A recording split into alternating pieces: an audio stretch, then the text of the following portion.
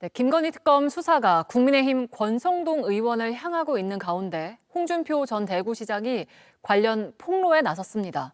자신이 2021년 대선 경선에서 패배한 게 신천지와 통일교가 개입을 했기 때문이라는 건데 윤석열 정권은 태어나서는 안 될 정권이라고 직격했습니다. 박사라 기자입니다.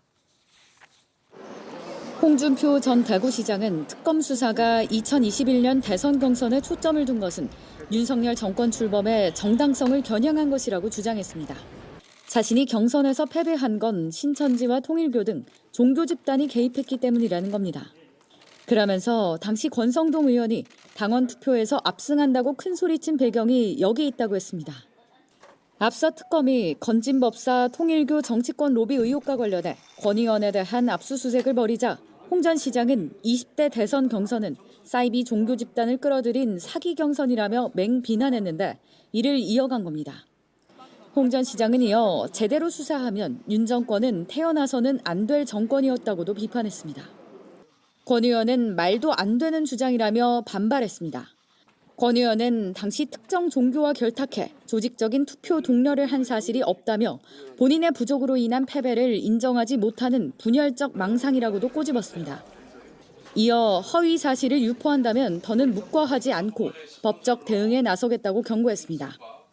한편 더불어민주당은 호남 수해 복구 현장을 찾은 정청래, 박찬대 당대표 후보가 각각 국민의힘과 윤 전 대통령 부부를 겨냥하며 선명성 경쟁을 이어갔습니다. 정청래 후보는 협치보다 내란 척결이 먼저라며 국민의힘을 비판했고 박찬대 후보는 김건희 특검 기한 연장과 특검법 재발의를 언급했습니다. JTBC 박사라입니다. 이게 메인이야? 예. 정말로 어이가 없습니다. 저는 소위 말하는 건진법사나 통일교 관계자와의 금품 수수의 사실에 대해서 전혀 아는 바가 없고 관여하거나 개입한 바가 없습니다. 그리고 통일교 측으로부터 어떠한 자금도 수수한 바가 없습니다. 그럼에도 불구하고 특검이 정치적인 목적으로 야당을 탄압하기 위해서 사무실뿐만 아니라 주거지까지 압수수색한 것은 전형적인 직권남용입니다. 대표적인 친윤 권성동 국민의힘 의원의 국회 사무실 앞 보좌관과 특검팀이 실랑이를 벌입니다. 변호인 입회 기다리는 게 위법입니까? 아니 그렇게 따지면 저희도 그냥 들어갈 수 있지 막으시는 건 그 위법입니다. 특검은 이곳뿐 아니라 강릉 지역구 사무실과 주거지도 동시에 압수수색했습니다. 권 의원은 지난해 6월 전 통일교 세계본부장 윤모 씨의 재단이 주최한 코리아 드리머 페스티벌에 참석해 축사를 했습니다. 대선 직전인 2022년 2월엔 당시 윤석열 후보에게 통일교 관련 단체 천주평화연합의 한반도 평화서밋 행사 참석을 권유했다는 의혹도 받고 있습니다. 윤 전 본부장은 김건희 여사 선물이라며 다이아 목걸이와 샤넬백 등을 건진법사에게 건넸고 YTN 인수 등 통일교의 민원 또한 전달했다는 의혹을 받는 인물. 특검은 건진법사와 윤 전 세계본부장이 2023년 3월 치러진 국민의힘 전당대회에 개입하려 한 정황도 들여다보는 중입니다. 이들이 권 의원을 당대표로 만들기 위해 통일교 교인들을 당원으로 가입시키려 했던 겁니다. 검찰은 건진법사와 윤 전 세계본부장이 나눈 문자 내역도 확보했습니다. 윤 씨는 2022년 11월 건진법사에게 윤심은 정확히 무엇입니까? 전당대회에 어느 정도 필요한가요? 라고 문자를 보냈습니다. 이에 건진법사는 변함없이 권이라 답했습니다. 권은 권성동 의원을 의미한다고 특검은 보고 있습니다.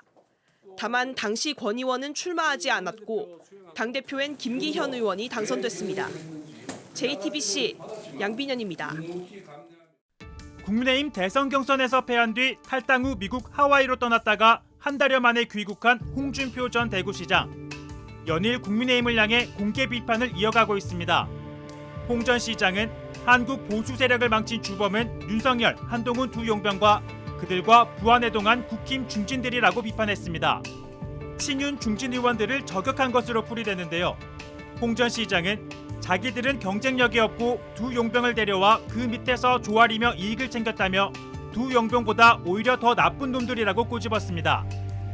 또 이들을 척결하지 않고는 국힘은 살아나기 어려울 것이라며 아무리 혁신을 외쳐본들 부패하고 무능한 혁신 대상들이 주류를 이루고 있는데 그 당이 혁신될 리 있겠는가라고 반문했습니다.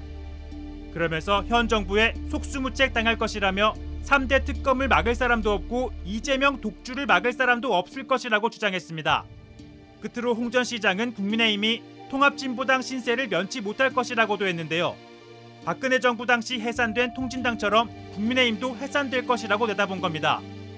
아울러 홍 전 시장은 결국 한국 보수 세력은 초토화된 폐허 위에서 다시 일어설 수밖에 없는 상황이 올 것이라고 덧붙였는데요. 일각에서는 홍 전 시장이 내년 지방선거를 앞두고 이준석 의원의 개혁신당과 손잡고 보수 재편에 나설 거란 관측이 나옵니다.